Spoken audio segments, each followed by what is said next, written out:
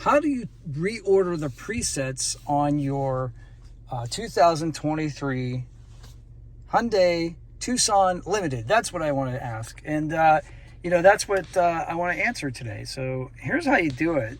You go up here, right here, these three lines. So these are your presets, and they're in a certain order. They're in the order that you added them, pretty much.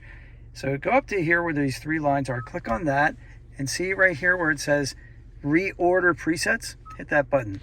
Now you have all the presets in the order, and over here, these three lines here, you can grab one of these. So let's say like Hair Nation.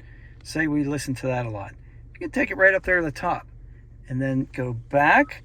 And now when you look at your presets, Hair Nation's at the top. All right, if this were helpful to you, smash like, because that helps me. And if you have any questions, put them in the comments, because that's how I do these videos. People ask me questions, and I answer them. And I'll see you on the next one. Thanks for watching. Take care.